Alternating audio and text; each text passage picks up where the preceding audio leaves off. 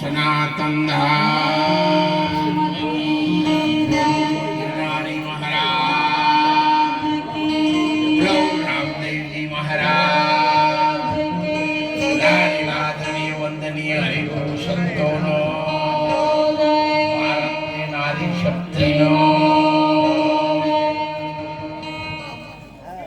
આજના આપણા મંગલ અવસરમાં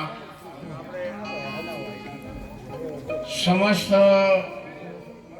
જયશંકપુરા ગામ પરિવારના બ્રહ્મદેવો, ભાઈઓ બહેનો, દીકરીઓએ, વડીલોએ સૌએ સેવા સાથ સહકાર આપી અને આપણા વાલારામ મહારાજના પ્રસંગને દીપાવવા માટે ખૂબ સારી એમની સેવા કરી છે અને વર્ષોથી કરતા આવ્યા છે. એટલે સૌ આ ગામ પરિવારને આપણે તો પહેલા વંદન કરીને તાળીઓથી વધાવી લઈએ.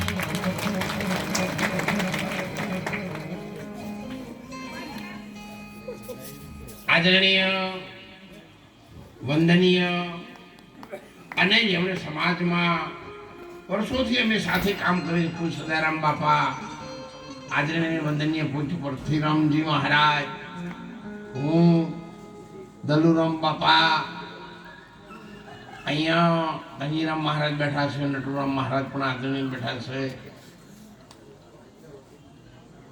સાથે મારે વધારવા મહારાજ બેઠા છે. સૌ સંતોને હું વંદન કરું છું, મહાપુરુષોને વંદન કરું છું, ભાવિક ભક્તજનોને વંદન કરું છું. આપ સૌએ, મારી ઉંમર 77 વર્ષ થયા છે. ત્યાં સુધી તમામ સમાજ, તમામ સાધુ સંતો, બ્રાહ્મણો, ભાઈઓ બહેનો, દીકરીઓએ મારું કાર્ય સફળ બને એમાં સૌએ જેમ રામ સેનાએ સેતુ બનાવ્યો હતો એમ મારા કામમાં સેતુ બનાવી અને મારા જીવનને ધન્ય બનાવ્યું છે. એ બદલ સૌને મારા વંદન. ભારતીબેને આમંત્રણ આપ્યું છે એ તો આપણે વર્ષોથી પરંપરાથી ચાલતું આવ્યું છે. શિવરાત્રિ અને પરિક્રમા 31થી પરિક્રમા શરૂ થશે. હું પણ લગભગ ત્યાં હાજર જ છું. સૌ સંતો પધારજો. બીજું, આખા વર્ષનો બીજનો થાવર વાર, બીજને શનિવાર 22/11/25 રોજ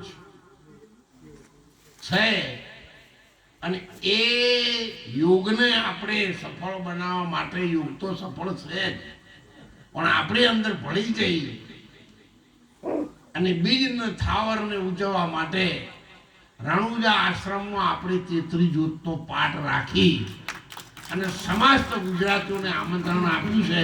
બધાય તમે આવજો. મહાપુરુષો છે એમને પણ આમંત્રણ છે. તમને આવવા જવાનું ભાડું અને દક્ષિણા આશ્રમ તરફથી આપવામાં આવશે. તમે 2 ઝડપથી આવજો. કોઈ પણ ધર્મ સંપ્રદાય એવું કશું જોવાનું નથી. બ્રાહ્મણ હોય, સાધુ હોય, સંતો હોય, બધાય અમે આપીએ જ છીએ. મેં જન્મ લીધો છે ત્યારથી તે અત્યાર સુધી મારા આશ્રમથી કોઈ ખાલી આવ્યું એવું બની જ નહીં. અને હવે તો મોચમાં આવી ગયા છે. 12 મહિનામાં 12 પૂનમમાં નોરતામાં હું ઉજવું છું. પરિક્રમા અને શિવરાત્રિ ત્યાં જુનાગઢ ઉજવું છું.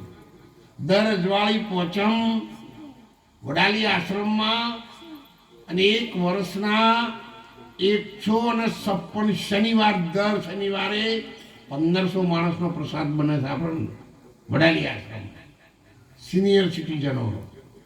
અને એના જમણવારાનો 159 શનિવારે એડવાન્સ જમણવારા.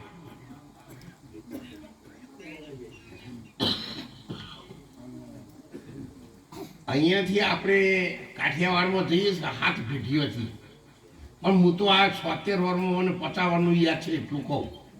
બીજની જોઈ નહીં એટલે કેવી રીતે કહું. પણ 50 વર્ષથી આપણે બધા કાઠિયાવાડમાં છીએ એટલે ચોટીલાથી અન્ય ક્ષેત્રો ચાલુ થઈ જાય.